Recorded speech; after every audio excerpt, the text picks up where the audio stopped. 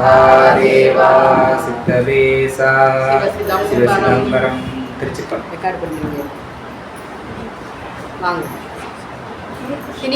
திருவருள் மற்றும் குருவருள்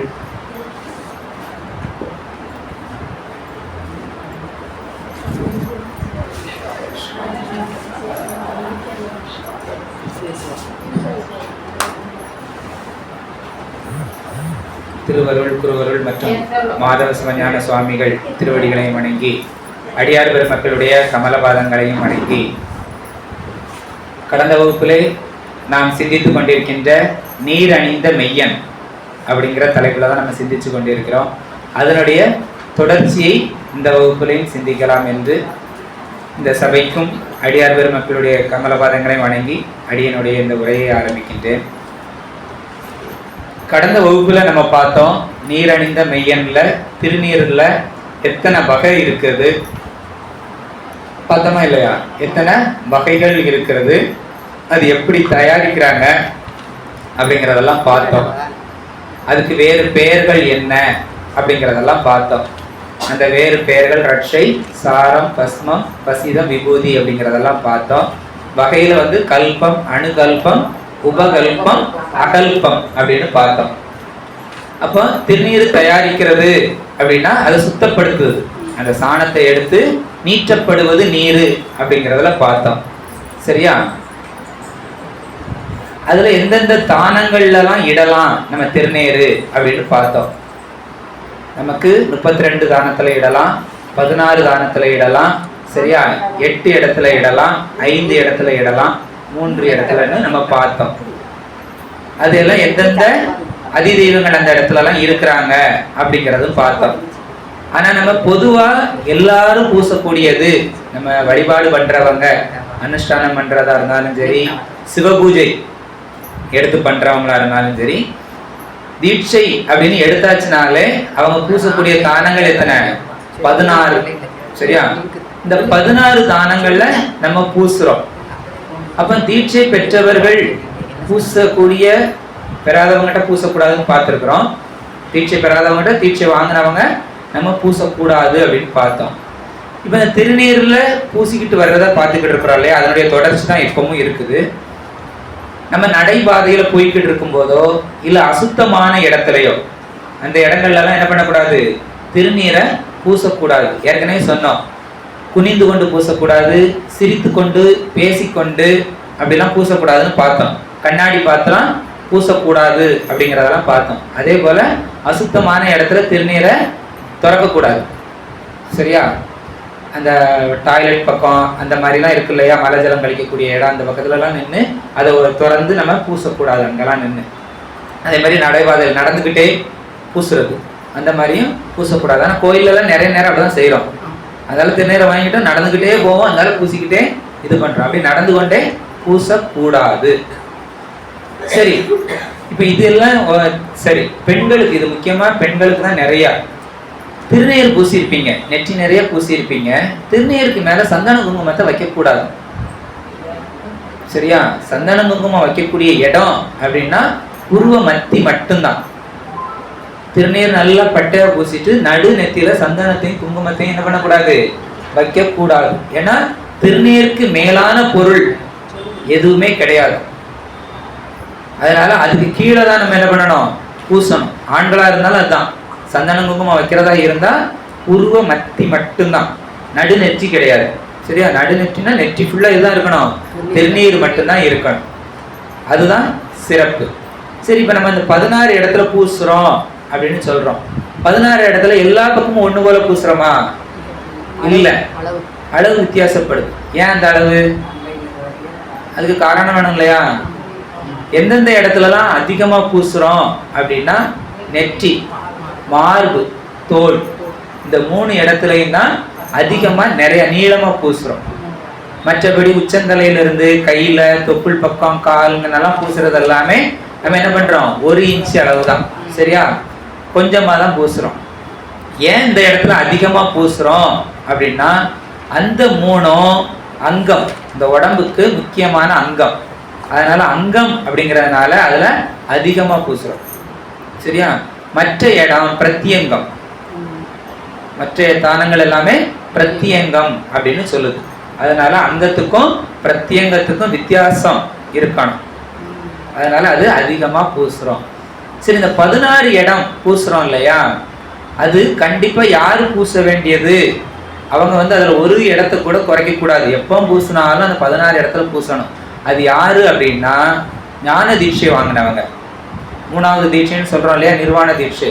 அவங்க கண்டிப்பா 16 இடத்துல பூசியே ஆகணும். அவங்க பூசாம இருக்க கூடாது. ஏன் அப்படின்னா அவங்களுக்கு பிராசாத யோகம் அப்படின்னு ஒரு யோகம் உண்டு. அந்த பிராசாத யோகம் செய்யக்கூடியவங்க, சரியா? அதனால அது நிர்வாண தீட்சைக்கு 16 கலை, ஆச்சாரியாபிஷேகம் செய்யறவங்களுக்கு 20 கலை, அந்த கலை மாறுபடும், சரியா? அதனால அவங்க 16 இடத்துல கண்டிப்பா பூசணும் அப்படின்னு சொல்லப்படுது. சரி, இந்த 16 எதை குறிக்குது அப்படின்னு அதுவும் தெரியணும் இல்லையா? 16 எதை குறிக்குது அப்படின்னா எதை குறிக்குது?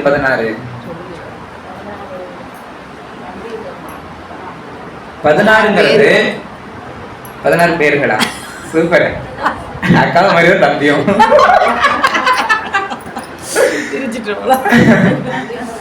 4 நிலை சொல்றோம் இல்லையா, நம்ம 4 நிலை சொல்றோம் இல்லையா, சரியை, கிரியை, யோகம், ஞானம்.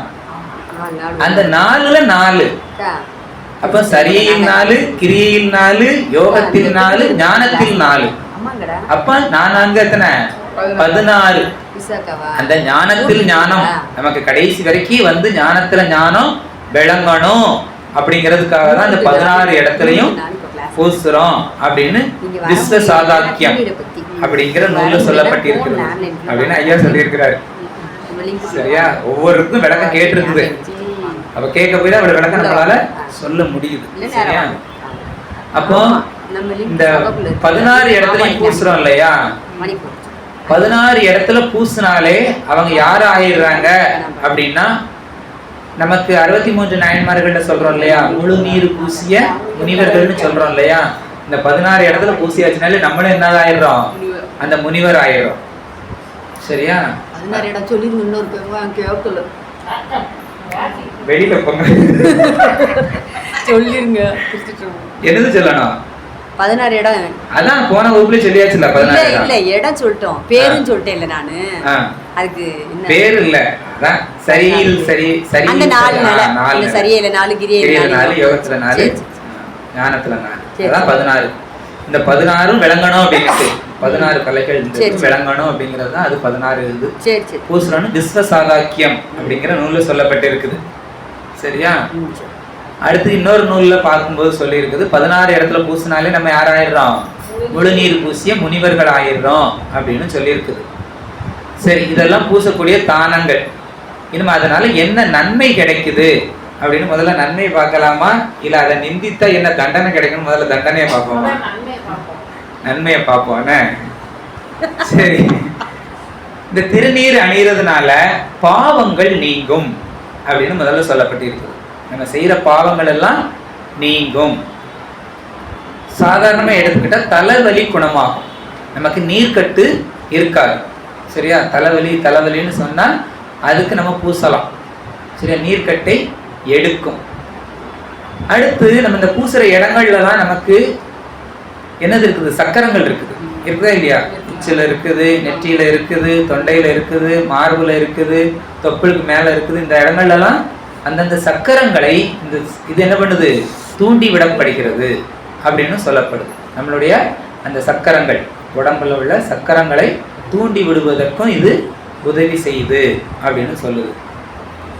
இப்ப வீட்டுக்கு அப்படின்னா நம்ம வெள்ளை அடிக்கிறோம் இல்லையா, இப்ப பெயிண்ட் அடிக்கிறோம் 5 வருஷத்துக்கு ஒரு தடவை தான். ஆனா அப்பெல்லாம் என்ன பண்ணுவோம்? நம்ம ஏற்கனவே சொன்னோம், 6 மாசத்துக்கு ஒரு தடவை கண்டிப்பா வெள்ளை அடிப்பாங்க. அப்ப அந்த வெள்ளை அடிக்கும் போது என்ன ஆகும் அப்படின்னா அந்த வீடு என்ன ஆகுது? சுத்தப்படுது.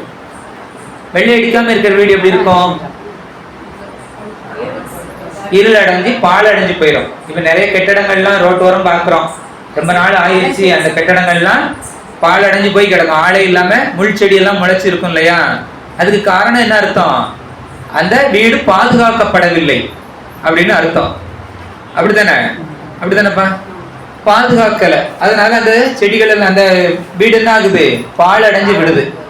அப்போ வீட்டுக்கு எப்படி வெள்ளை அடிக்கலன்னா அந்த வீடு என்ன ஆகும், பால் அடைஞ்சு போயிருமோ, அதே போல இந்த உடம்புக்கு, நம்ம உடம்புக்கும் திருநீர் பூசலன்னா பால் அடைஞ்சு போயிருமா. சரியா? அப்போ நெற்றி நிறைய என்ன பண்ணிருக்கணும், திருநீர் பூசி இருக்கணும். திருநீர் பூசி இருந்தாதான் நம்ம உடம்பு எப்படி இருக்கும், சுத்தமா இருக்கும். புரியுதா? அதனால நெற்றி நிறைய திருநீர் பூசாமல் இருக்க கூடாது அப்படிங்கறதுதான் இதோட அர்த்தம். சரியா? சரி, நம்மளுடைய 3 மலங்களையும் அது நீக்கும். நம்மளுடைய 3 மலங்களையும் நீக்கக்கூடியது. இந்த திருநீர் பூச பூசதான் நமக்கு அறிவு விளங்கும். சரியா? நமக்கு அறிவு விளங்கணும்னா என்ன வேணும், திருநீர் எப்பவுமே வேணும்.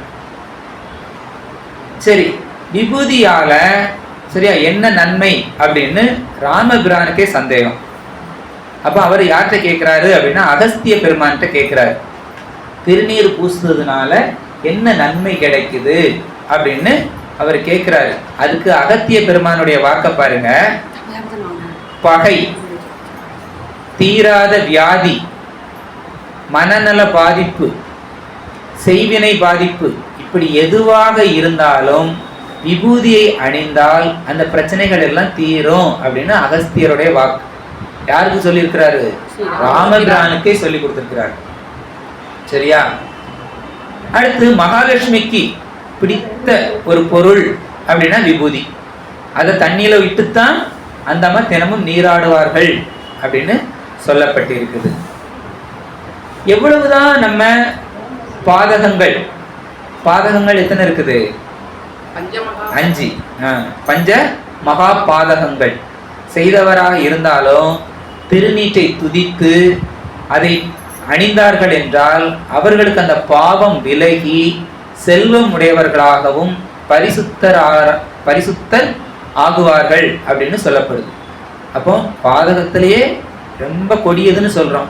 அந்த பாதகத்தையே விளக்கக்கூடியது இதுதான் இந்த திருநீர். இதெல்லாம் அதனுடைய நன்மைகளாகத்தான் இருக்குது. இது எதுல சொல்லி இருக்குன்னா உபதேச காண்டத்துல சொல்லப்பட்டிருக்கிறது. சரியா? அடுத்து நம்ம திருநீரை பத்தி இன்னும் ரொம்ப சிறப்பா சொல்லணும்னா, நம்ம ஏன் சிந்தக்கூடாது அப்படின்னு சொல்றோம் இல்லையா, ஏன் சிந்தக்கூடாது அப்படிங்கிறதுக்கு நமக்கு காரணம் தெரியணும்.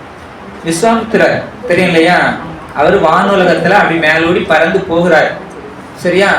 பறந்து போகும்போது ஒரு இடத்துக்கிட்ட போகும்போது ரொம்ப அபய குரல், ஓலம், சரியா, அழுகுரல் கேக்குது. என்னடா ரொம்ப கொடுமையான ஒரு அழுகுரல் கேக்குதே அப்படின்ட்டு குனிஞ்சு பார்க்கிறாரு. அவர் குனிஞ்சு பார்த்த மாத்திரத்திலேயே அது என்ன ஆயிடுச்சுன்னா அந்த அழுகுரல் எல்லாம் நின்று சொர்க்கத்துக்கு இணையா மாறிடுச்சு. சந்தோஷம் அதிகம் கிடைச்சுதான். எதனால கிடைச்சது அப்படின்னா அவருடைய நெற்றியில இருந்து ஒரு துளி திருநீர் விழுந்துச்சுதான்.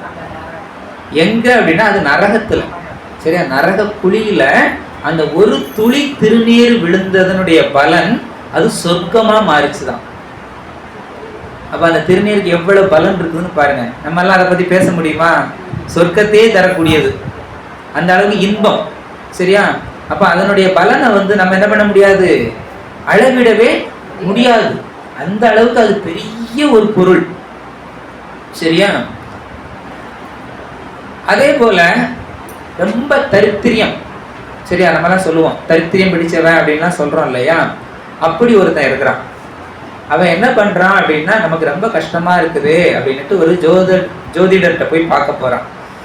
சரியா? அவர் என்ன சொல்றாருன்னா, நீ பூஜை பண்ணு, பூஜை பண்ணுனா உனக்கு இந்த தரித்திரியம் மாறும் அப்படின்னு சொல்றாரு. அப்ப அவன் சொல்றான், எனக்கு இந்த பூஜைலாம் தெரியாது அப்படின்னு சொல்றான். சரி, அப்ப தினமும் திருநீராவது பூசிட்டு சாப்பிடு, சாப்பிடுறதுக்கு முன்ன என்ன பண்ணு, திருநீர் பூசிட்டு சாப்பிடு அப்படின்னு சொல்றான். அவன் ஒரு சோம்பேறி, பிறகு எப்படி அவனுக்கு தரித்திரியம் போகும்? அவன் என்ன பண்றான், எனக்கு அதெல்லாம் முடியாது அப்படின்னு சொல்றான். சரி, அப்ப திருநீர் பூசினவங்கள பார்த்துட்டாவது சாப்பிடுடா அப்படின்னு சொல்லி அனுப்புறாரு. சரி, நமக்கு எதிர்த்து வீட்டுல தான் ஒரு வேளாளர் இருக்கிறார். வேளாளர்னா பானை நெய்தவங்க. அவங்கெல்லாம் அந்த காலத்துல என்ன பண்ணுவாங்க, காலையில எந்திரிச்சு குளிச்சு திருநீர் பூசி அனுஷ்டானம் எல்லாம் பண்ணி தான் என்ன பண்ணுவாங்க, வேலைகளை தொடங்குவாங்க. சரி நம்ம வீட்டுக்கு எதிர்த்தாக்குல இருக்கிறாரு இல்லையா, அவரை பார்த்துட்டு நம்ம சாப்பிட்டுக்கிடலாம் அப்படின்னு அந்த அளவுக்கு அவன் எவ்வளவு சோம்பேறியா இருக்கிறான்னு பார்த்துக்கோங்க. அப்படி இருக்கிறான். தினமும் என்ன பண்றான், பார்த்துட்டு சாப்பிடுறான். ஒரு நாள் அவர் என்ன பண்றாரு, மண் எடுக்கிறதுக்காக காலையிலே போயிட்டார். இவன் எந்திக்கிறதுக்குள்ளே அவர் குளத்தை பார்த்து மண் எடுக்க போயிட்டார். இவன் வருவாருன்னு பார்க்கறான், காணல. பசி என்ன ஆகுது, உயிர் போகுது. இதுக்கு அடுத்து நம்மளால என்ன பண்ண முடியாது, இருக்க முடியாது. ஆனாலும் என்ன பண்ணணும், அவரை திருநீர் பூசனை பார்த்துட்டு தான் சாப்பிடணும் அப்படின்னுட்டு இருக்கிறான். அந்த உடனே சரி நம்ம வேலைக்கு ஆகாது, நேராக குளத்துல தானே நிற்பான், குளத்துக்கு போவோம், அவன் மூஞ்ச பார்த்துட்டு மட்டும் வந்துருவோம். எடுத்து பூசுறதுக்கு அவ்வளவு சோம்பல், ஆனா நடந்து குளத்துக்கு போறான். இப்படிப்பட்டவங்களை என்ன செய்ய, அப்படி இல்லையா, குளத்துக்கு போறான். அவனோட நல்ல நேரம் தரித்திரியம் போகணும்ல, சரியா அங்க போறான். அவன் மண் வெட்டிக்கிட்டு இருக்கிறான். ஆனா மண் வெட்டும் போது திடீர்னு ஒரு டொங்குன்னு ஒரு சத்தம் கேட்கு. என்னடா மண்ணு சத்தம் இல்லாம வேற சத்தமா கேட்கன்னு அதை எடுத்து உலக்கி பார்த்தா ஒரு புதையல். சரி யாரும் பார்க்கல, நம்ம வீட்டுக்கு கொண்டு போயிருவோம் அப்படின்னுட்டு அவன் எடுத்துட்டு இப்படி திரும்புதான். இவன் நான் பார்த்துட்டேன் அப்படின்னு சத்தம் போடுவான். இவன் பார்க்க வந்தது யார, நெத்திய பார்க்க வந்தவன். சரியா, அவன் புதையல யாரும் பார்க்கலன்னு நினைச்சுக்கிட்டு இருக்கான். இவன் நான் பார்த்துட்டேன்னு சத்தம் போட்ட உடனே, நீ பார்த்துட்டேன்னு யார்ட்டையும் சொல்லாத, உனக்கு பாதி தாரேன் அப்படிங்க அவன். பிற கடைசியில என்ன பண்றான், வீட்டுக்கு கொண்டுட்டு வந்து பாதியை பிரிச்சு கொடுக்குறான். சரியா, திருநீரை பார்த்ததுக்கே புதையல் கிடைக்குது, அத பூசுனா அப்ப எப்படிப்பட்ட ஒரு இது திருநீர். வெறும் நெற்றியா நம்ம இருக்கவே கூடாது. சரியா, அதே மாதிரி அருணகிரிநாதருடைய வரலாற்றுலையும் அருணகிரிநாதர் கேட்டதே முருகப்பெருமான் திருநீர் தான் கேட்கிறாரு. சரியா, பழனி திருப்புகள்ல இருக்குது. பழனி திருப்புகள்ல ஒருவரையொருவர் தேறி அருகிலர் மத விசாரர் ஒரு குண வழியுறாத பொறியாளர் உடலது சதமென நாடி களவு போய் கொலைகளாடி உரநமன் நரகில் வீழ்வர் அது போய் பின் வருமொரு வடிவ மேவி இருவினை கடலுளாடி மறைவரி அணைய கோல மதுவாக மருவிய பரமஞான சிவகதி பெருக நீரு அப்படின்னு கேட்கிறார். சரியா, அந்த பாட்டோட அர்த்தம், திரிபுரத்தை எரிச்சாரா இல்லையா பெருமான், திரிபுரத்தை எரிச்சவரும் சிரிச்ச சிரிப்பிலே யாரை எரிச்சாரு, கரும்பு வில்லை கொண்ட மன்மதனை எரித்து விட செய்தவரும்.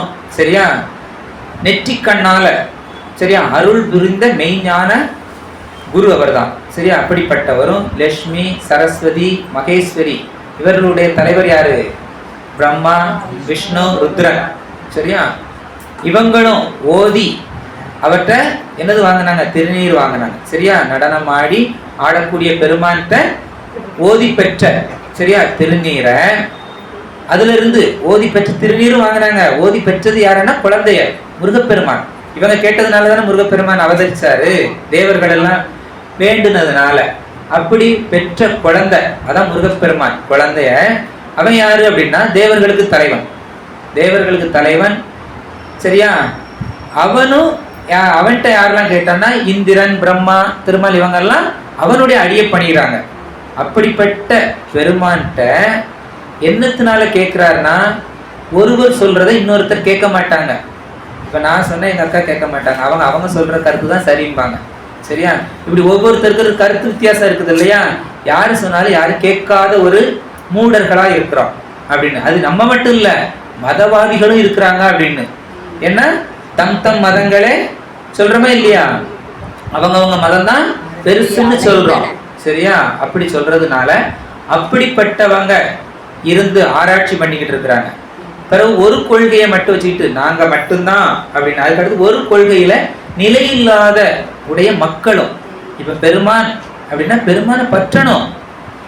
பெருமான் கோயிலுக்கு போவாங்க. இப்ப யாராவது சொல்லியிருப்பாங்க பிரதோஷத்துக்கு போ உங்களுக்கு நல்லா ஆயிரும் அப்படின்ட்டு இருப்பாங்க. 4 பிரதோஷம் போயிருப்பாங்க, நல்லா இருக்காது. அடுத்து யாராவது சொல்லியிருப்பாங்க இல்ல அங்க நரசிம்மர் கோயிலுக்கு போனா அதான் நல்லா இருக்கும் அப்படின்னு இருப்பாங்க. அப்ப என்ன ஆகுது, துடியான சாமி, இந்த சாமிக்கு துடி இல்ல சொல்றாங்களா இல்லையா, இந்த சாமிக்கு சக்தி இல்ல, அந்த கோயிலுக்கு போனா துடியா இருக்குது சாமி சொல்றோமே இல்லையா. எல்லாம் சிறுதெய்வ வழிபாடுல அந்த துடியா இருக்குதுன்னு சொல்றோம். அப்ப அவங்ககிட்ட ஒரு கொள்கையில என்னது இல்ல, நிலை இல்லை, பிடித்தம் இல்லை. சரியா, அப்படிப்பட்ட மக்களும் சரி அந்த உடல் தான் நீடித்து நிலைக்கும் இந்த உடம்பு எப்படி இருக்கு, நம்மலாம் சாகவே மாட்டோம், நம்ம தான் ரொம்ப காலம் இருப்போம் அப்படின்னு நினைச்சுக்கிட்டு அவங்க என்ன பண்றாங்க, களவு, பொய், சரியா, கொலை, இந்த இதெல்லாம் செஞ்சு கடைசி எங்க போறாங்க அப்படின்னா யமனுடைய நரகத்துக்கு போறாங்க. சரியா, யமனுடைய நரகத்துக்கு போனா அவன் என்ன பண்றான், அங்க தண்டனை கொடுத்து மறுபடியும் வேற ஒரு உடம்பு எடுத்து வேற விரைவில தூக்கி விடுறான். அங்கேயும் போய் நல்வினை தீவினை இதெல்லாம் செய்யறமா இல்லையா, மறுபடியும் இந்த பிறவி கடல்ல கிடந்து மடிஞ்சுக்கிட்டே இருக்கக்கூடியவங்களா இருக்கிறாங்க. அப்படியெல்லாம் என்னை அலைய விடாம, சரியா, என்னைய காக்கணும்னா நீ எனக்கு என்னது கொடுக்கணும், திருநீர் கொடுக்கணும் அப்படின்னு முருகப்பெருமான்கிட்ட வேண்டாரு. பழனி திருப்பதிகத்துல அழகா இது ஐயா சொன்ன போன வாரம் வகுப்புல, வியாழக்கிழமை வகுப்புல நல்ல நிறைய, அதான் நம்ம எதை சிந்திச்சு போறோமோ அது அப்படியே பெருமான் கொண்டு வந்து கொடுக்கறது மாதிரி அமைஞ்சது. சரியா, அதனால திருநீரை அருணகிரிநாதர் வேண்டி பெறுகிறார் முருகப்பெருமான்கிட்ட. சரியா, அடுத்து கௌதமர் அகலிகை திருமணத்துல அகலிகையோட பேரழகை பார்த்து தேவர்கள் எல்லாரும் காமவயப்பட்டு, சரியா, ஞானத்தை இழந்து விடுகிறார்கள். தேவர்களுக்கு எப்பவும் ஞானம் இருக்கும் தானே, அசுரர்கள் தான் ஞானம் இல்லாம இருப்பானுங்க. ஆனா இங்க இந்த காமவயத்தினால ஞானத்தை இழந்து விடுறாங்க. சரியா, இப்படி ஞானத்தை இழந்தாச்சுன்னா அவங்களுக்கு என்ன ஆகுது, அஞ்ஞான மயமா மாறிடுறாங்க இல்லையா, அப்ப துன்பம் அதிகமாயிரும், தேவர்களுக்கு துன்பம் அதிகமாயிரும். அதனால எங்க போறாங்க அப்படின்னா துர்வாசரை பார்க்க போறாங்க. சரியா, துர்வாச மகரிஷிட்ட போய் பரிகாரம் கேட்கிறாங்க. இந்த மாதிரி ஒரு சூழ்நிலை அமைந்து விட்டது, இதுல இருந்து எங்களுக்கு என்ன பண்ணுங்க, விடுதலை அடையணும், நாங்க என்ன செய்யணும் அப்படின்னு கேட்கும் போதும் அவர் அந்த பாவ விமோசனம் செய்வதற்கு திருநீரை தான் கொடுக்குறாரு, பஸ்பம். சரியா, திருநீரை கொடுத்து அதை உடல் முழுவதும் பூசுனாங்களாம். உடல் முழுவதும் பூசுனதுனால காமவயம்ங்கிறது என்ன குணம், தமோ குணம். சரியா, தமோ குணம் இருந்து அதனால வெறி வரும், அப்ப ரஜோகுணமும் ஆயிடுறாங்க. சரியா, அந்த குணத்துல இருந்து மாறுவதற்கு திருநீரை உடம்புல பூசினதுல ஞான குணம் மாறினாங்களாம், சாத்வீகத்துக்கு வந்துட்டாங்களாம். சரியா, உடல் முழுவதும் பூசி அடுத்து அதை மருந்தாகவும் உட்கொண்டாங்களாம். மருந்தாக உட்கொண்டதுனால ஆனந்த பரவசத்துக்கு போனாங்களாம் தேவர்கள். சரியா, அப்படின்னு பஸ்ம ஜாபால உபநிடதத்துல சொல்லப்பட்டிருக்கிறது. அவங்க சிவனை வணங்கி மறுபடி அந்த பஸ்பம் பூசி சிவனை வணங்கி பேறு பெற்றார்கள் அப்படின்னு சொல்லப்பட்டிருக்கிறது. சரியா, அதுபோல காஷ்மீர் தேசத்துல இருக்கிற சுதர்மன் அப்படிங்கிற பிராமணன், காஷ்மீர் தேசத்துல இருக்கக்கூடிய சுதர்மன் அப்படிங்கிற பிராமணன், அவனும் அவன் தம்பியும் பிரம்மாவையும் விஷ்ணுவையும் என்ன பண்றாங்க, கடிந்து பேசுறாங்க.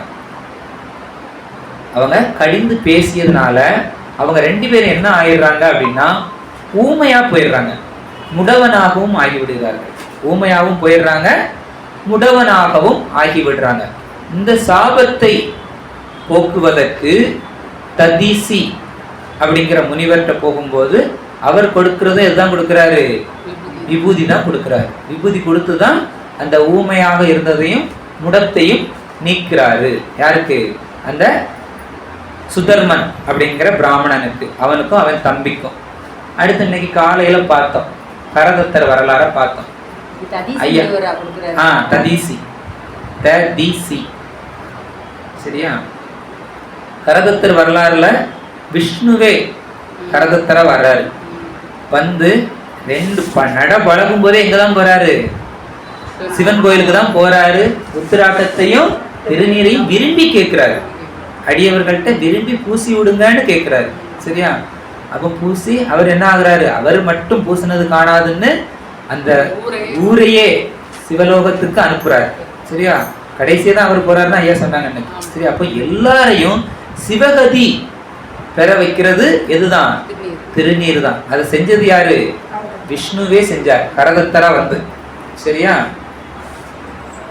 நமக்கு திரு ஆனைக்கா புராணம் தெரியுமா, திரு ஆனைக்கா, அதுல ஒரு மதிலுக்கு பேரு திருநீற்று மதில் அப்படின்னு ஒரு மதில்.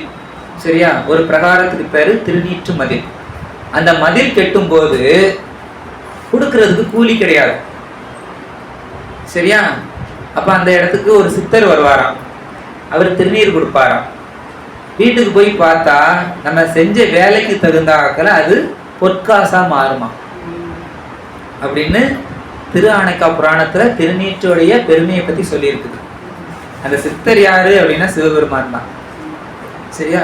அதுல திரு ஆனைக்கா புராணத்துல திருநீற்றோட பத்தி அதிகமா பேசப்பட்டிருக்கு அப்படின்னு சொல்லியிருக்குது. சரியா? சரி, இப்ப திருநீரெல்லாம் நம்ம பூசுறோம். இப்ப இவ்வளவு கேட்டுட்டு பூசாமலும் இருக்கிறோம். அப்படித்தானே பாப்பா? சரியா? பூசியிருக்காங்க அதெல்லாம் பூசியிருக்காங்க. நல்ல பிள்ளைங்க பூசிட்டாங்க. திருநீர் தெரிஞ்சு பூசினாலும் தெரியாம பூசினாலும் நமக்கு என்னதான் கிடைக்கும்? பலன் உண்டு. சரியா? ஒரு பிராமணன் இறந்து விடுறார். இறந்த அவர் அனாதையா இருக்கிறார். சரியா? வேற ஆள் கிடையாது. அதனால இறந்து கிடக்கிறார். ஒரு நாய் சுடுகாட்டு பக்கமா போயிட்டு அங்க அந்த பக்கமா நடந்து வரும்போது அவர் மேல ஏறி மிதிச்சு போயிருது. ஏறி மிதிச்சு போறதுனால அந்த நாயினுடைய காலில் இருந்த சாம்பல் அவர் உடம்புல படுது. சரியா? அப்ப அந்த உடம்புல சாம்பல் பட்டாச்சுன்னா என்ன ஆச்சு? திருநீராயிருச்சு. சரியா? அப்ப இவர் இறந்து கிடக்கிறத இவருடைய உயிரை எடுக்கிறதுக்கு யாரு வரா? யமலோகத்திலிருந்து யமதூதர்கள் வராங்க. அவங்க அப்படியே ஸ்ட்ரக் ஆகி நின்றுட்டாங்களாம். ஏன் அப்படின்னா அந்த உடம்புல திருநீர் இருக்கு. அப்ப அவங்க எடுக்கக்கூடாது அப்படின்னுட்டு சிவலோகத்திலிருந்து சிவகணங்கள் எடுத்துட்டு போனாதான் அந்த உயிரை. அப்ப தெரிஞ்சு பூசினாலும் அவர் இறந்துட்டார். அவருக்கே தெரியாது. தெரியாம நடந்த நிகழ்ச்சி. சரியா? அப்ப இதுக்கு எவ்வளவு ஒரு பலன் இருக்குது அப்படிங்கிறத பார்த்துக்கோங்க. சரியா? அதனால திருநீர் இல்லாம இருக்கவே கூடாது அப்படிங்கிறதா இதனுடைய முழு அர்த்தம். சரி, இப்ப தெரியாம நடந்த செயலுக்கு சிவலோகமே கிடைச்சது தெரியுமா? ஒரு பாட்டிக்கு சொன்னாங்களா மேல்நிலை வகுப்புல? அழுக வந்துச்சுதான். அப்படித்தான் தெரிஞ்சு செஞ்சாலும் தெரியாம செஞ்சாலும் சிவ புண்ணியம்னா அது புண்ணியம்தான். ஏன்னா ஒரு பாட்டி எச்சு கையில காக்கா கூட ஓட்டாது. அப்படி ஒரு பாட்டி. யாரு கேட்டாலும் கலந்து உலக்க தெரியுமா? உரல் குத்துற ஒரு கம்பு தெரியுமா? உங்களுக்கு தெரியும் உலக்க. சரியா? அந்த உலக்கேட்டு எடுத்து அடிக்க வருமா? ஆமா, அடியார்கள் கேட்டா அந்த உலக்கை எடுத்து அடிக்க வருமா? அதுல பூன் மாட்டி இருப்பாங்க. பூன் அப்படிங்கிறது ஒரு இரும்பு வளையம். அந்த கம்பு வெடிச்சு போயிடக்கூடாதுங்கிறதுக்கு. சரியா? அந்த இடையில ஒரு அரிசி இருந்திருக்கு. இந்த பாட்டி எடுத்து அடிக்க வரும்போது அந்த ஒரு அரிசி திருவோட்டுல விழுந்திருக்கு. சரியா? இது இந்த பாட்டிக்கு தெரியாது. அவன் போறான் வேற இடத்துல பிச்சை எடுக்கும். அந்த அரிசி கூட இந்த அரிசியும் கிடந்ததுனால அதை சமைச்சு சாமிக்கு நெய்வேத்தியம் பண்ணி சாப்பிட்டான். சரியா? இந்த பாட்டியோட காலமும் முடிஞ்சது. முடிஞ்ச பிறகு யமலோகத்துக்கு கூட்டு போயிருக்காங்க. வாசிக்கிறாங்க பட்டோல வாசிக்கிறாங்க. நிறுத்த முடியாத ஓலை. என்னத்துல? குற்றத்துல. சரியா? நிறுத்தவே முடியல. யமராஜாவுக்கே போர் அடிச்சு போச்சான். நிறுத்துப்பா, ஏதாவது நல்லது இருந்தா ஒன்ன சொல்லு அப்படின்னு கேட்டுச்சுதான். சரியா? அப்போ யமதர்ம தூத அவ சொல்றாரு. சரியா? சொல்லும் போது இந்த அம்மா ஒரே ஒரு அரிசி மட்டும் திருவோட்டுல போட்டிருக்கு, அது தெரியாம தான் போட்டிருக்கு அப்படின்னு. அதுக்கு என்ன பலன்னு சொல்லு அப்படின்னாராம். சிவலோகத்தை போய் ஒரு தடவை பார்வையிட்டு வரணும் அப்படின்னு. சரியா? அவங்க பாவத்தை பார்க்கவா புண்ணியத்தை பார்க்கவா? புண்ணியத்தை பார்க்கணும். அதேதான். சரியா? அதனால அந்த அம்மா போய் பார்த்ததான். சிவலோகத்தை போய் சுத்தி பார்க்குது. பார்த்த மாத்திரத்துல சிவபெருமான பார்த்த மாத்திரத்துல ஓடி போய் கட்டி பிடிச்சிருச்சான். கட்டி பிடிச்ச உடனே ஒரே அழுக. நான் இனிமேல் உன்னை விட்டு போகவே மாட்டேன் அப்படின்னு. பெருமான் எவ்வளவு கருணையானவர். உடனே தன்னுடைய திருவடியை தூக்கி தலையில வச்சு திருவடி தீட்சை கொடுத்து முக்தி பேர் கொடுத்துருச்சான். ஆமா, வேணா போயிருமா இல்லையா? எல்லாம் போச்சு. சரியா? கிடைச்சது. ஆமா, ஒரு அரிசி அது தெரியாம போட்டுச்சுது. அதுக்கே தெரியாது. திருவோட்டுல போட்டு அது சிவப்பிரசாதமா மாத்துனதுக்கு அது அவன் செய்யல, அந்த அம்மா செய்யல.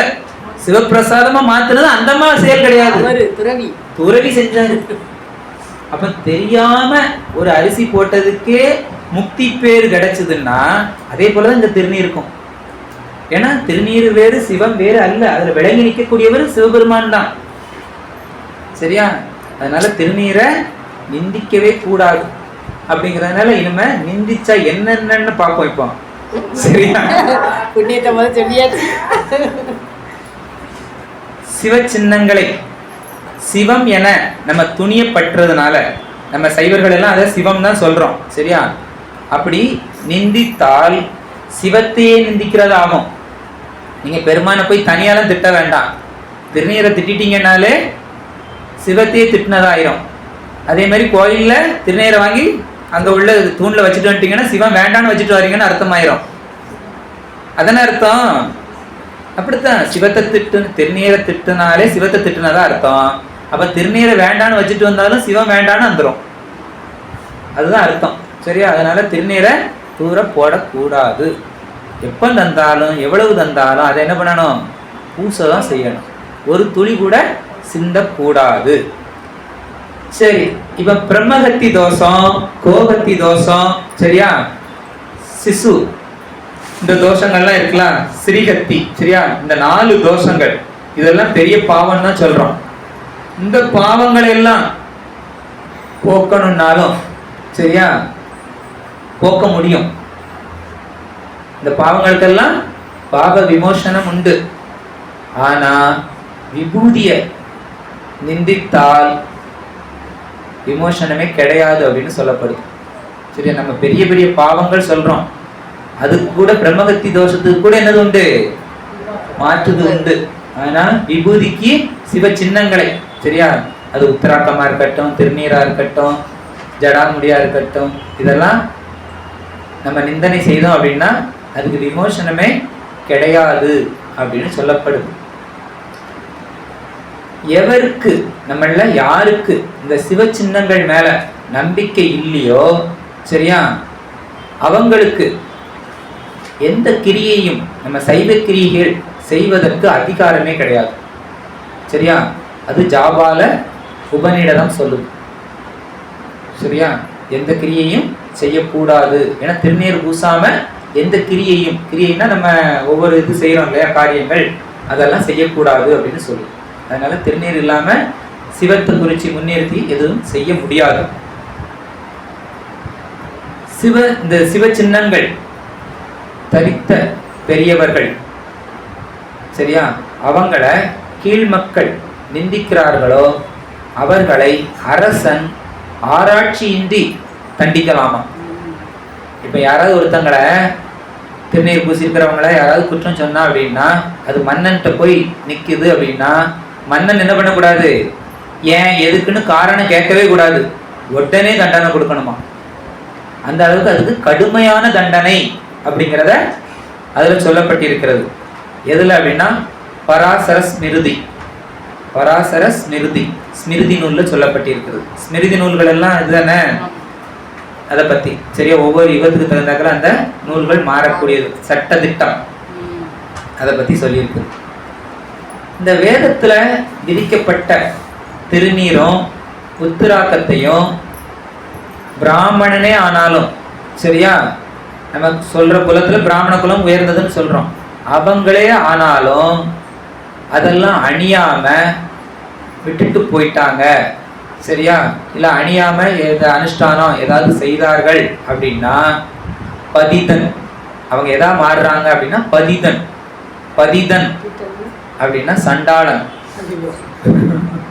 துரோகி, சிவ துரோகி, சரியா, அதுக்கு ஆள் ஆகுறாங்களாம் அப்படின்னு கந்த புராணம் சொல்லுது. சரியா? பதிதன், பதிதன் அப்படின்னா சண்டாளன், துரோகி அப்படின்னு அர்த்தம். சிவ சின்னங்களை நிந்திப்பவர்கள் சரியா அதி பாதகராகி எரிவாய் நரகிக்கு, சரியா, எரியக்கூடிய நரகுக்கு இரையாகி, அந்த நரகத்துக்கு இவங்க தான் சாப்பாடு. அங்க போய் புழு, பன்றி முதலிய புன்பிறப்புகள் எடுத்து கிடப்பாங்களாம், அதில் கொண்டு தூக்கி போட்டுருவாங்களாம். அந்த அளவுக்கு கொடுமையான தண்டனை அப்படின்னு சொல்லப்படுது. சரியா? சரி, இது எதுலலாம் சொல்லி இருக்குது அப்படின்னா நம்ம நிறைய நூல்கள்ல பார்க்கிறோம். அவை பாட்டி என்ன சொல்லியிருக்கிறாங்க? நீரில்லா நெற்றி பால் அப்படின்னு சொல்லியிருக்கிறாங்க. இதனுடைய வேற தத்துவம் என்ன அப்படின்னா, நாடாண்ட மன்னனும் நூல் பல கற்ற பண்டிதனும் கடைசியில என்னதான் மாறுவாங்க? பிடி சாம்பலா மாறுவாங்க அப்படின்னு சொல்றாங்க. அடுத்து இந்த திருநீர் எதை உணர்த்துது அப்படின்னா, நிலையாமையை உணர்த்துது. நம்ம எல்லாம் ரொம்ப காலம் வாழ்வோம், நம்ம சாகா வரம் பெற்றது மாதிரி இருக்கிறோம் அப்படின்னு நினைச்சுக்கிட்டு இருக்கிறோம். அப்படிலாம் கிடையாது. உன்னை எரிச்சா என்னதாயிருவ? சாம்பலா போயிருவ அப்படிங்கிறத தினம் தினம் நம்ம சிந்திக்கணும். அப்ப நிலையானது அல்ல இந்த உடம்பு, நிலையற்றது அப்படின்னு உணர்ந்துட்டோம் அப்படின்னா குற்றங்கள் செய்ய மாட்டோம். நம்ம என்ன செய்ய மாட்டோம்? குற்றங்கள் செய்ய மாட்டோம். அப்படிங்கிறதுக்காக தான் அதை நம்ம தினமும் அணிகின்றோம் அப்படின்னு சொல்லப்படுது. சரி, நமக்கு 4 வர்ணாசிரமங்கள் இருக்குது அப்படிதானே? பிராமணன், வைஷ்யர், சரியா, சத்திரியன், சூத்திரர் அப்படின்னு நம்ம 4 வர்ணாசிரமம் சொல்றோம். இதுல யாருனாலும் உடம்பு முழுவதும் திருநீர், உடம்பு முழுவதும்னா நம்ம இப்ப இந்த 16 இடத்தை தான் சொல்றோம். இது போல திருநீர் அணிந்தால் நம்ம உடம்புல எத்தனை உரோமங்கள், உரோமங்கள் என்னது, முடி இருக்குதோ அவ்வளவு சிவலிங்கங்கள் நம்ம பூஜித்த பலனை தரும். நம்ம உடம்புல எத்தனை முடியும் நம்மளால என்ன முடியுமா? என்னவே முடியாது. அந்த அளவுக்கு சிவலிங்கத்தை பூஜித்ததான பலன் அப்படின்னு ஜாபாலம் அப்படிங்கிற உபநிடத்துல சொல்லப்பட்டிருக்கிறது. சரியா? சரி, திருநீர் இட்டு யார் கெட்டார்? சிவத்தை மறந்து யார் உய்தார்? யாராவது உய்திருக்காங்களா? சிவத்தை மறந்து யாரும் உய்வு அடைந்ததே இல்லை. சிவத்தை நினைச்சாதான் உய்வு. திருநீர் இட்டு யார் கெட்டார்? திருநீர் இட்டவங்க யாரும் கெட்டு போனதா சரித்திரமே கிடையாது. சரியா? அடுத்து ஒரு உபநிடத்துல சொல்லி இருக்குது, இத கேட்டாலே பயமா இருக்குது. பஸ்பம் இல்லாத நெற்றியை சுடு. திருநீர் இல்லாத நெத்தியை பார்த்தா சூடு வைக்கணுமா? சரியா? சிவாலயம் இல்லாத ஊரை பார்த்தா கொளுத்திடணுமா? ஆமா அப்படின்னு ஒரு உபநிடத்துல சொல்லி இருக்குது. பிரிஜே ஜாபாலோப உபநிடத்துல சொல்லி இருக்குது. சரியா? திருநீர் இல்லை அப்படின்னா அவங்கள பார்த்தாலே சூடு வைக்கணுமா? அப்ப எந்த அளவுக்கு அதனுடைய முக்கியத்துவத்தை பாருங்க. திருநீர் இல்லைன்னா நம்ம எல்லாம் உய்வு பெற முடியாது அப்படிங்கிறதுக்கு இந்த ஒரு உபநிடத்துலதான் ரொம்ப அப்படி அடி குட்டு அப்படிங்கிறது மாதிரி சொல்லியிருக்கு. மற்றதுல கூட தண்டனையை மட்டும் சொல்லிட்டு போயிருக்குது. இதுல நீ செஞ்சிரு அப்படிங்கிறது மாதிரி சொல்லியிருக்கு. சரியா? சரி, இதை பத்தி நிறைய புராணங்கள்ல சொல்லுது. வாதவூர் புராணத்துல சொல்லி இருக்குது. பிரமோத்த, சரியா, பிரமோத்த காண்டம், திரு ஆணைக்கா புராணம், அகத்திய பத்தி விலாசம், பெரிய புராணம், சரியா, கந்த புராணம், இப்படி நிறைய நூல்கள்ல இந்த திருநீற்றுடைய பெருமையை பத்தி நிறைய சொல்லி இருக்குது. நம்ம திருமுறைகளுக்குள்ள போகலாம். அதுதானே நமக்கு எல்லாத்துக்கும் எளிதா புரியும் இல்லையா? முதல் திருமுறையில நம்ம எடுத்துக்கிட்டோம் ஞானசம்பந்தர் பாடல். முதல் திருமுறையில ஞானசம்பந்தர் பாடல். சரியா? அதுல என்ன பாட்டுமா? மந்திரமாவது நீர், திருநீற்று பதிகம்னே நம்ம படிக்கிறோம். சரியா? அந்த 10 பாட்டுக்கும் பாட்டையும் சொல்லி விளக்கத்தையும் சொல்லுவோம். சரியா? ஏன்னா அதுல ஃபுல்லா எல்லாத்துக்கும் அதுல கொடுத்துருக்கிறாரு என்னென்ன நன்மை கிடைக்கும் அப்படிங்கிறதெல்லாம். மந்திரமாவது நீரு, வானவர் மேலது நீரு, சுந்தரமாவது நீரு, துதிக்கப்படுவது நீரு, தந்திரமாவது நீரு, சமயத்தில் உள்ளது நீரு, செந்துவர் வாயுமை பங்கன் திரு ஆலவாயான் திருநீரே.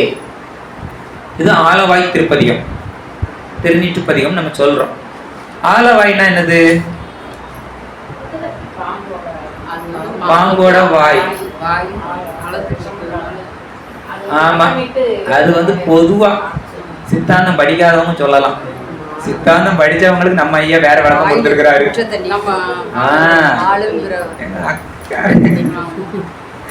நம்ம எல்லாம் சித்தாந்தம் படிக்கிறோம் இல்லையா? ஐயா சொன்ன விளக்கம் அதுதான். சரியா?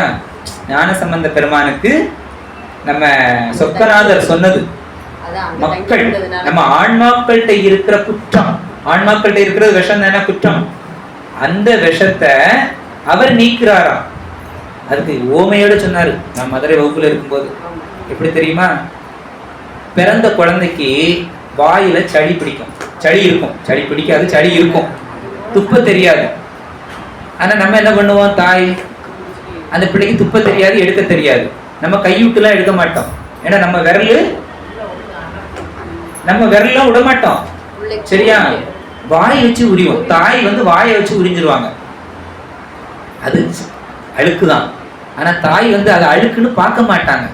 குழந்தையோட நலனை மட்டும்தான் பார்ப்பாங்க. பிறந்த குழந்தைக்கு என்ன தெரியும், அதெல்லாம் சுத்தம் அப்படின்னுட்டு அந்த மலத்தை வாய் வச்சு எடுப்பாங்க. அதே மாதிரி பெருமான் நம்ம அறிவுல இருக்க குற்றத்தை அவர் வாயால எடுக்கிறாராம். அதனால அவர் கண்டத்துல அந்த நீலகண்டம் இருக்குது அப்படின்னு ஞானசம்பந்தர் பெருமானுக்கு சொக்கநாதர் சொன்னாராம். சொக்கநாதருடைய ஞானசம்பந்தருடைய கேள்விக்கு பதில் சொன்னாதான் ஐயா சொன்னாங்க. அப்ப எவ்வளவு கருணைன்னு பாருங்க பெருமானுக்கு. சரியா, அதான் ஆலவாய் அப்படின்னு சொல்றோம். இன்னொன்னு இருக்குது, மன்னன் கேட்கிறான், மக்கள் வாழ்றதுக்கு இடம் பத்தல, இதனுடைய எல்கையை விரிச்சு காட்டு அப்படின்னு சொல்லும் போது தன் கையில உள்ள பாம்பு எடுத்து போடுறாரு. சரியா, முனிவரா வராரு. முனிவரா எடுத்து போட்ட உடனே அந்த பாம்பு என்ன பண்ணுது, சுத்தி வாழை கொண்டாந்து வாயில வைக்குது. ஆழம் இருக்கிற வாய் அதுல கொண்டாந்து வாழை வைக்குது. இப்படி இருக்கும்போது இவ்வளவு கொண்டாந்து பொருத்திடுது. அதான் ஆல வாய். சரியா, அதான் எல்கை அப்படின்னு அது ஒரு அர்த்தம். அது பொதுவா கதை சொல்றவங்களுக்கு, நம்ம சித்தாந்தம் படிக்கிறவங்க இதைத்தான் நம்ம முக்கியமா எடுத்துக்கணும். நம்மளுடைய குற்றத்தை நீக்கிறதுக்கு தான் கதை கேட்கணும். சரியா, அடுத்து மதுரை. மதுரைன்னா என்ன அர்த்தம், மதுரத்தை தெளித்தது. சரியா, கங்கை நீரை கொண்டு தெளிச்சதுனால அந்த இடத்துல தெளிச்சிருக்கிறாரு, அதனால மதுரை. சரியா, அப்ப அமிர்தத்தை தெளிச்ச இடம், அதனால அது மதுரை. அதான் தூங்கா நகரம், எப்பவும் விழிப்பா இருக்குது. மற்ற இடம் தான் தூங்கிருதோம், அது தூங்கவே தூங்காதுல்ல. அதான் அதுக்குள்ள வித்தியாசம். சரி, அப்ப மந்திரமாக மந்திர சொற்களாகவும் இருந்து நம்மளுடைய அச்சத்தை நீக்குவது எது, இந்த திருநீர். அதான் மந்திரமாவது. சரியா, மந்திரமாகவே அது மாறிவிடும். நம்ம திருநீரை சொல்றோம் இல்லையா, 3 சொன்னோம். என்னது, மணி, மந்திரம், ஔஷதம், 3ஆவும் செய்யலாம் அப்படின்னு சொல்றதுனால இது மந்திரமாகவும் அது மாறி நற்பயனை தருகிறது. வானவர் மேலது நீர். சரியா, இது மனிதர்களுக்கு மட்டும் இல்ல, வானத்துல இருக்கவங்க அவங்களுக்கும் மேலானது என்னதுதான், இந்த திருநீர் தான். சுந்தரமாக்குவது நீர். சரியா, சுந்தரம் அப்படின்னா அழகு. நம்ம எல்லாம் என்ன நினைக்கிறோம், நல்லா பவுடர் பூசணும், அதுக்கு மேல 4 கிரீம் தடவணும், சரியா அப்படின்னு பார்க்குறோம். அப்படிதானே பாப்பா, ஸ்கின் டோன், அந்த டோன், இந்த டோன், எல்லா டோனையும் தடவி பிறகு சன் டோன், சன்னுக்கு சரியா என்னதெல்லாம தடவிட்டு வரோம் வெளியில வரும்போது. ஆனா வெளியில வந்தோடனே அது இலகி வடியும். அது தடவாம இருந்தாலும் கூட மூஞ்சி நல்லா இருக்கும். சரியா, இலகி வடியும் போது பார்க்க சகிக்காது, அப்படிதானே. ஆனா இதெல்லாம் அழகு அல்ல. அழகு அப்படிங்கிறது எதுல அப்படின்னா அறிவுல அழகு. சரியா, ஏன்னா அழகை நம்ம நிர்ணயிக்க முடியாது. ஏன்னா கருப்பு, சிவப்பு, பொது நிறம் எல்லாமே அழகுதான். அப்படின்னா அழகுனா கலர் தான் அப்படின்னா கருப்பா இருக்கிறவங்களுக்கு கல்யாணமே ஆகக்கூடாது. அவங்க மேல அன்பே செலுத்துறதுக்கு யாருமே இருக்க மாட்டாங்க. அப்படித்தானே, அதெல்லாம் அழகு இல்லைன்னு அர்த்தமாயிரும். அப்படித்தானே, அப்படிலாம் கிடையாது. அது கிடையாது. அழகுங்கிறது நிறத்துல அல்ல, அறிவுல. யாருக்கு அன்பு அதிகமா இருக்கோ அவங்க அழகா இருக்காங்கன்னு அர்த்தம். சரியா, ஒருத்தர் மேல இல்ல, எல்லாரும் மேலையும். ஏன்னா ஒருத்தர் அன்பு நிறைய செலுத்துறோம், அது அழகு அல்ல. சரியா, எல்லாரும் மேலையும் யாருக்கு அன்பு இருக்கோ அவங்கதான் அழகானவங்க. அப்ப அன்பு வரணும்னா என்ன விளைஞ்சிருக்கணும், அறிவு விளைஞ்சிருக்கணும். நமக்கு இந்த அறிவை தருவது எதுன்னு சொல்லி இருக்கிறோம், திருநீர். அதான் சுந்தரமாக்குவது நீர். சரியா, துதிக்கப்படுவது, எல்லோராலும் துதிக்கப்படக்கூடிய பொருளாக இருக்குது இந்த திருநீரு அப்படின்னு சொல்லுது. தந்திரம் ஆகவும். சரியா, அந்த திருநீரு சில சமயத்துல என்ன ஆகுது, தந்திரமாகவும் வேலை செய்யும். சரியா, தந்திரமாகவும் இருக்கிறது. சமயத்தில் நம்ம சமயத்துக்கு உரித்தானதே இதுதான், இந்த திருநீர் தான். சரியா? சைவத்துக்குன்னு முழு முதல் பொருள் முதல்ல சொல்லும் போது எதுதான் சொல்லுவோம்? திருநீரும் உத்திராக்கமும். அதுல திருநீரைத்தான் நம்ம சொல்றோம். சரியா? இதெல்லாம் யாருடைய திருநீரு அப்படின்னு பார்த்தா செம்மை. சரியா? நம்மை செம்மைப்படுத்துகின்ற சிவந்த வாயை உடைய உமையம்மை, அவதான் நம்மளை செம்மைப்படுத்துகிறார். சரியா? திரதான சக்தியா இருந்து அருள் சக்தியா நமக்கு இருந்து வழி நடத்துகிறார், நம்மளை செம்மைப்படுத்துபவள். அவளுடைய வாய் எப்படி இருக்குது? சிவப்பு வாய். அப்படி சிவந்த வாயை இடபாகம் வைத்த, சரி, அந்த அம்மாவை இடபாகம் வைத்த திரு ஆலவாயான் திருநீரு அப்படின்னு சொல்லப்படும். அடுத்த பாட்டு, அதுல 2வது பாட்டு. வேதத்தில் உள்ளது நீரு, வெண் துயர் தீர்ப்பது நீர், போதம் தருவது நீரு, புன்மை தவிர்ப்பது நீரு, ஓத தகுவது நீரு, புன்மையில் உள்ளது நீரு, சீத புனல் வயல் சூழ்ந்த திரு ஆலவாயான் திருநீரே அப்படின்னு சொல்லப்படுது. வேதத்தில் உள்ளது. இந்த வேதங்கள் 4 வேதங்கள் சொல்றோம் இல்லையா? அந்த 4 வேதங்களும் போற்றக்கூடியது எதை போற்றுதான்? திருநீரை போற்றுதான். அப்ப அந்த 4 வேதத்திலையும் திருநீரை பத்தி இருக்குது, திருநீற்றினுடைய பெருமை இருக்குதுன்னு அர்த்தம். சரியா? அப்ப நம்ம ஏற்கனவே முதல் வகுப்புல சொன்னோம், திருநீரை சொல்லாத நூல்களே இல்லை. புராணங்கள், வேதங்கள், உபநிடதங்கள் எல்லாத்துலயும் திருநீர் வருது. சரியா? அதனால வேதத்துல, ஏன்னா நமக்கு வேத நூல் தானே முதல் நூல், அதுல இருந்தே வருது, வடி வழியா வந்து கொண்டே இருக்குது அப்படின்னு சொல்லப்படுது. வெண் துயர் தீர்ப்பது. சரியா? இந்த உலக வாழ்க்கையில நம்ம என்னதான் அனுபவிச்சுக்கிட்டு இருக்கோம்? துயரத்தான் அனுபவிச்சுக்கிட்டு இருக்கோம். அது கொடுமையான துயரம். இந்த துயரை தீர்க்கக்கூடியது இதுதான், இந்த திருநீரு. போதம் தருவது. போதம்னா என்னது? போதம்னா சிவபோதம். சரியா? முதல்ல எதை தருதுன்னா நம்ம உலக போதம். உலக போதத்தை அனுபவிச்சு சீச்சி இதெல்லாம் வேண்டாம், நமக்கு மேலானது எதுதான்? சிவபோதம் அப்படின்னு அந்த நிலைத்த பொருளை உணரச் செய்வது எது அப்படின்னா இந்த திருநீரு அப்படின்னு சொல்லுது. புன்மை தவிர்ப்பது. சரியா? நம்மளோட அறியாமையால ஏற்படக்கூடிய துன்பம், அதை தீர்க்கிறதுக்கும் இந்த திருநீர் தான் உதவி செய்கின்றது.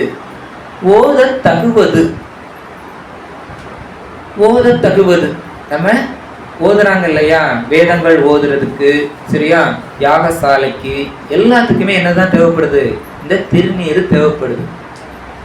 அடுத்து நம்ம கிராமத்துல கூட செய்வாங்க, பார்த்துருக்கீங்களா? திருநீர் போட்டு வந்தேன் அப்படிம்பாங்க. பிள்ளைங்களுக்கு ஏதாவது தொக்கம் இருக்கும், இல்லைன்னா பயந்து இருக்கும் அப்படின்ட்டு போய் அந்த ஜோசியை பார்க்குறவங்க, இல்லைன்னா யாராவது சாமி ஆடுறவங்க, அவங்கள்ட்டலாம் போய் திருநீர் போட்டு வரேன் அப்படிம்பாங்க. சரியா? ஆஸ்பத்திரிக்கு போகிறாங்களோ இல்லையோ, ஆனால் எங்கே போவாங்க? திருநீர் போட போவாங்க.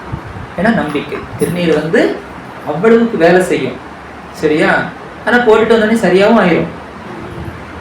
சரியா? அந்த குழந்தைங்க சாப்பிடாம இருந்தால் சாப்பிடும், பயமாக இருந்துச்சுன்னா அதெல்லாம் மாறிடும். அப்போ திருநீற்றுக்கு அவ்வளவு வலிமை. அவங்க என்ன பண்ணுறாங்க? ஓதிதான் அதை பூசி விடுறாங்க. சரி, நம்ம ஓத முடியுமா? நம்ம ஓதலாமா? நம்ம ஓதலாம். சரியா? 5 எழுத்து மந்திரத்தை மட்டும் இல்லை, முதல்ல அதை சுத்தி பண்ணிடணும்.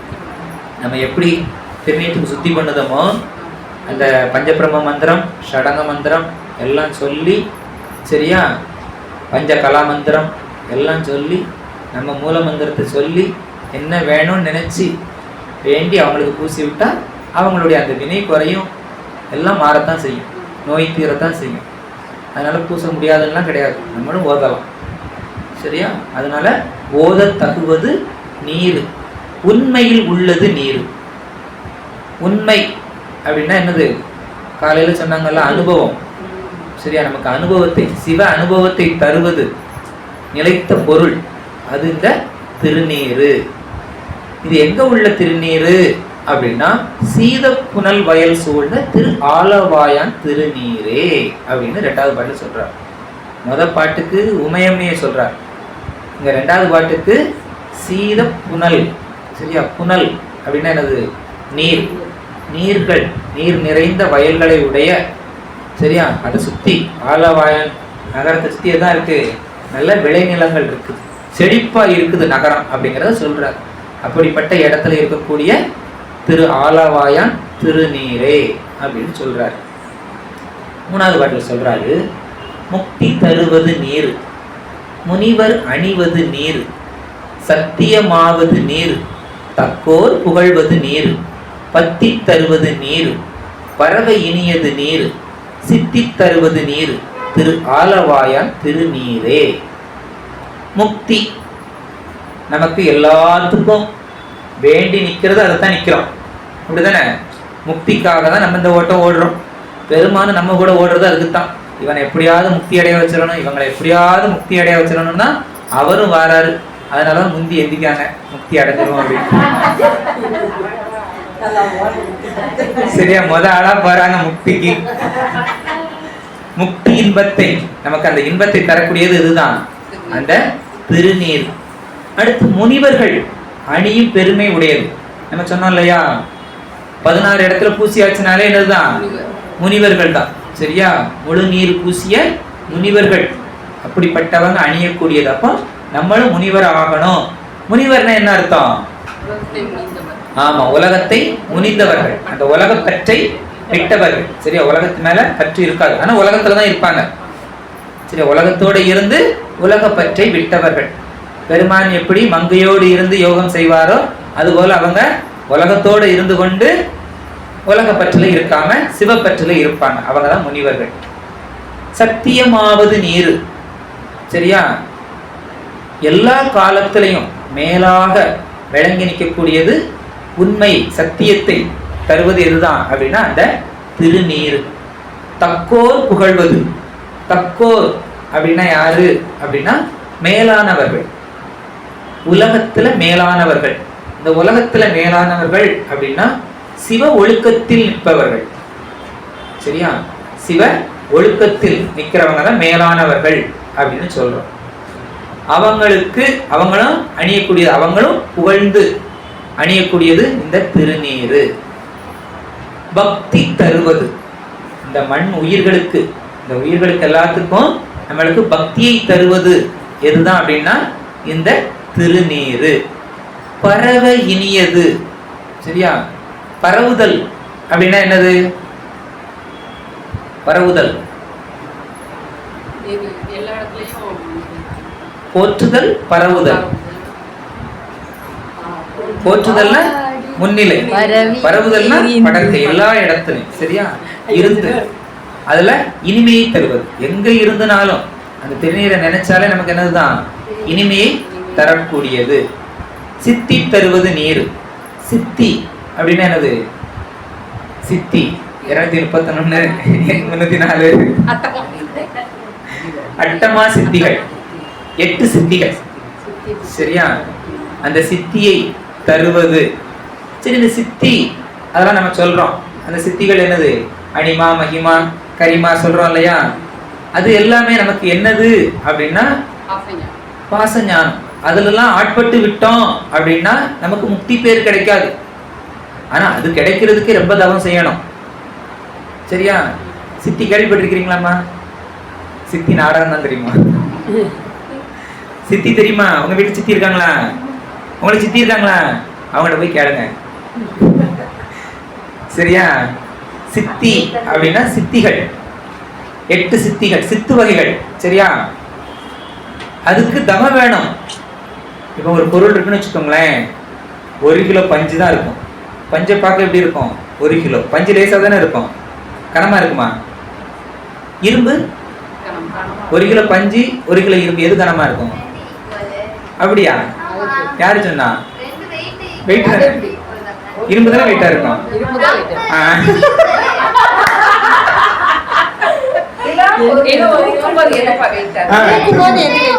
ஒண்ணுதான்ப்பா உனக்கு. இப்ப பாப்பா கையில 1 கிலோ பஞ்ச குத்தினா எடுத்துருப்பா, 1 கிலோ இரும்பு குத்தினா ஒத்துக்குவாதா? தூக்க முடியாது. வெயிட் ரெண்டு ஒண்ணுதான். வெயிட் ஒண்ணுதான்ப்பா, ஆனா அந்த கணத்துல கனமா இருக்கு. பஞ்சு ஈஸியா தூக்கிடலாம்ல. பஞ்சு வந்து அகலமா இருக்கிறதுனால உங்களுக்கு விரிவடைகிறதுனால கிராவிட்டி வித்தியாசம் வரும். அப்ப அவளால லேசா தூக்க. ஆனா ஒண்ணுதான். ஒண்ணு அவங்க சப்ஜெக்ட்டுக்கு ஒண்ணு. சரி, தூக்கும்போது சொல்லுங்க. சரியா? அப்ப அந்த 1 கிலோ பஞ்சு இருக்குன்னு வச்சுக்கோங்களேன், உங்களால தூக்க முடியாது. அவங்க என்ன பண்ணிடுவாங்கன்னா அதை கனமாக்கிறாங்க, ஒரு 1000 கிலோ எடை உள்ளது மாதிரி ஆக்க முடியும். ஆனா 1 கிலோ தான் இருக்கும், நம்மளால தூக்க முடியாது. சிறுசை பெருசாக்குறது, பெருசை சிறுசாக்க முடியும். சரியா? இல்லாததை இருக்கிறது மாதிரி காட்ட முடியும், இருக்கிறத இல்லாம மாதிரி மறைக்க முடியும். அதுக்கு தான் சித்து வேலைகள் அப்படின்னு சொல்றது. சரியா? தண்ணியில நடக்கிறது, வானத்துல பறக்கிறது, இது எல்லாம் சித்து வேலைகள். சரியா? ஆனா அது கிடைக்கிறதுக்கு தவம் வேணும். இப்ப தண்ணியில நடக்கிறோம் அப்படின்னா எப்படி நடக்க முடியும் சொல்லுங்க? நம்ம பாடத்துக்கு வரும், சப்ஜெக்ட்டுக்கு வருவோம், கடக்கணும். அப்ப தத்துவத்தை கடந்தா தான் அது நமக்கு வசப்படும். சரியா? அப்ப நம்ம தீக்குலாம் நிக்கிறோம் அப்படின்னா அங்கி தம்மனை மந்திரம் ஓதுறோம், அதுக்கடுத்து நம்ம தீ தத்துவத்தை கடந்துட்டோம்னாலும் நம்மள அது ஒண்ணும் செய்யாது, அது நமக்கு வசப்பட்டு நிக்கும். சரியா? அதெல்லாம் கடந்தனாலதான் அரத தீக்குள்ள வைக்க. ஆமா. சரியா? அது பெருமான் தான் அவருக்கு வந்துட்டாரு நேரடியா. சரியா? அதனால நம்ம தத்துவத்தை கடக்கணும். அப்ப அதுக்கெல்லாம் நிறைய பிரயாசப்படணும்.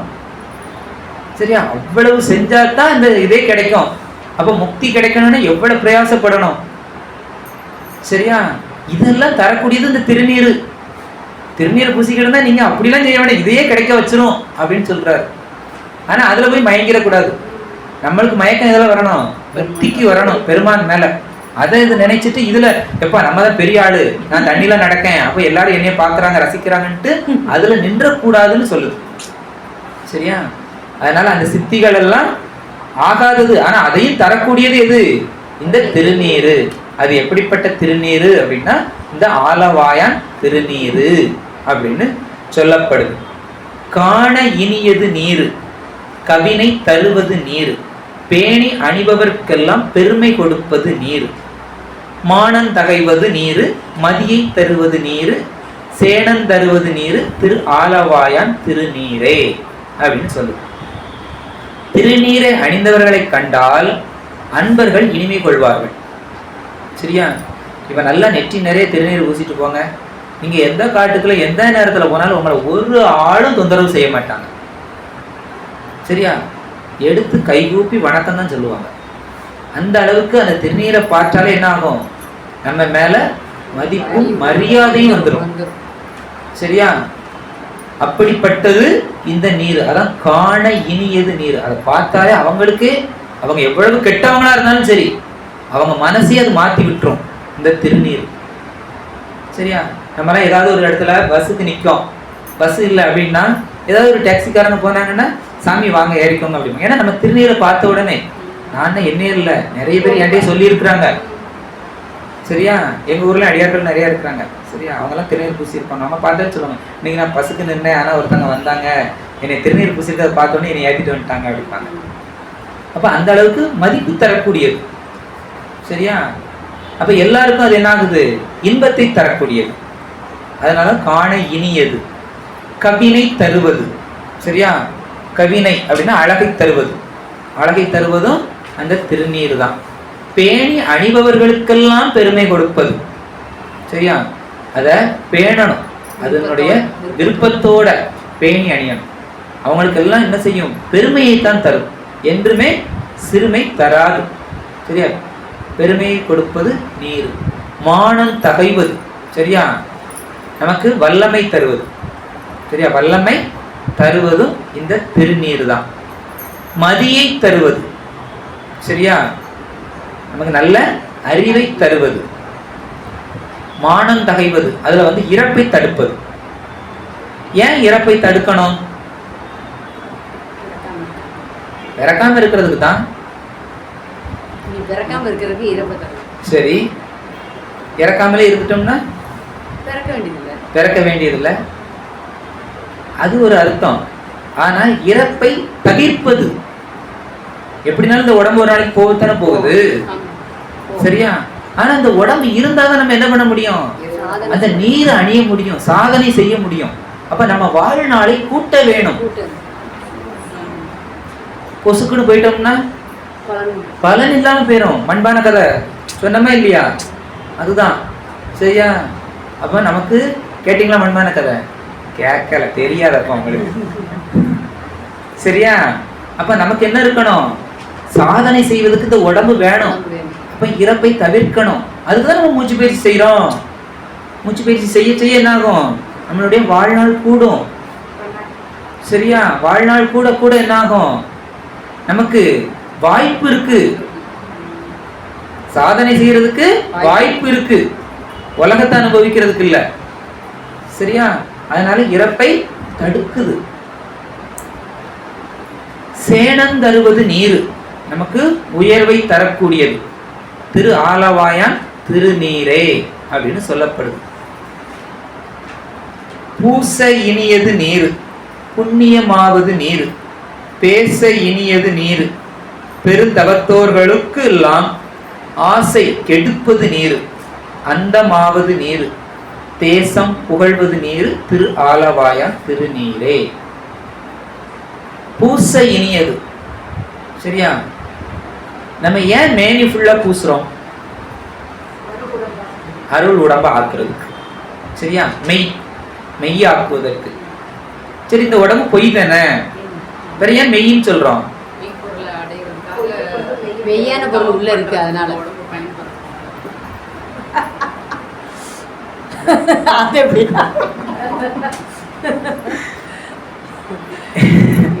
இது வந்து மெய்ப்பொருள் உள்ள இருக்கிறாரு. சரியா? இந்த உடம்பு பொய். பொய்யை மெய்ன்னு எதுக்கு சொல்றோம்னா, மெய்யை அடைவதற்கு, மெய்யை காண்பதற்கு இந்த உடம்பு தேவை. அதுபோக இங்க உள்ள இருக்கிறவர் யார் தான் இருக்கிறாரு? மெய் இருக்கிறாரு. சரியா? அதனால அதுக்கு மெய் அப்படின்னு சொல்றோம். இந்த உடம்பு பொய்யா இருந்தாலும் அத மெய்ன்னு சொல்றோம். சரியா? அதனால பூச என்னாகும்? நம்ம பூசணம்னாலே இனிமையை தரும், அருள் உடம்பா ஆக்குறோம் அப்படின்னு சொல்லுது. புண்ணியமாவது, என்ன புண்ணியம் தரும்? சிவபுண்ணியத்தை தரும். உலக புண்ணியங்கள் அல்ல, சிவபுண்ணியத்தை தருவது. பேச இனியது நீர். எதனால பேச இனிக்குது? ஏன்னா மெய்ப்பொருளை பத்தி பேசிக்கிட்டு இருக்கோம். மெய்ப்பொருளுக்கு வந்து முடிவே கிடையாது இனிமையில வந்து. அப்படி இல்லையா? மற்ற இந்த உலக பொருளை பேசினா சலிச்சிரும், முடிவு உண்டு. ஆனா இந்த மெய்ப்பொருளுக்கு முடிவே கிடையாது. அதனால சொல்லிக்கிட்டே இருக்கலாம். சிவபொழுதா இருக்க இருக்க சந்தோஷம்தான். சரி? அதனால இனிமையை தருவது. பெருந்தவத்தோர்களுக்கெல்லாம் ஆசை கெடுப்பது. கொடுப்பதுன்னு நினைச்சிடக்கூடாது. ஆமா, கெடுப்பது. மாத்தி ஒரு கொத்த ஒரு காலை போடக்கூடாது. கால் போட்டுட்டோம் ஓஞ்சது.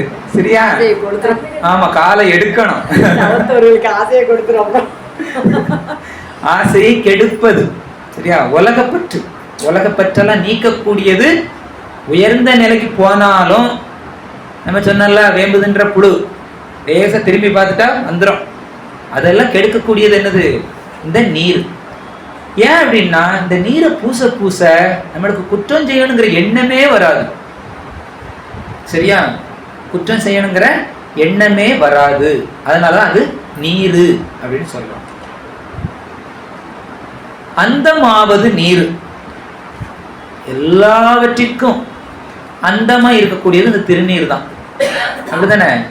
ஏன்னா எல்லா பொருளையும் ஒன்றாக்குவது. எரிச்சாச்சுன்னா என்ன ஆயிரும்? கடைசியில சாம்பல் தான். அதுல வித்தியாசம் பார்க்க முடியுமா? இது அந்த வீட்டுக்காரர் சாம்பல், இது இந்த வீட்டாளு சாம்பல், அது அந்த பொருளோட சாம்பல் அப்படின்னு எதாவது வித்தியாசம் கண்ட முடியுமா?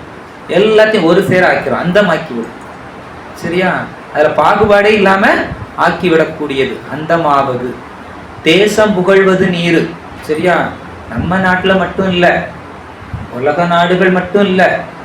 சரியா? எல்லா உலகங்களும், எல்லா புவனங்களும் சரியா புகழ்வது எதைத்தான் புகழுது? இந்த திருநீரை தான் புகழுது. இது எப்படிப்பட்ட திருநீரு அப்படின்னா, இந்த ஆலவாயான் திருநீரு அப்படின்னு சொல்லப்படுது. சரி, இதுல 5 பாட்டு பார்த்துருக்குறோம். இன்னும் இதனுடைய தொடர்ச்சியை அடுத்த வாரத்துல பார்ப்போம். சரியா? இன்னும் இதுல நிறைய இருக்கு. திருநீர் அவ்வளவு அருமையா இருக்குது.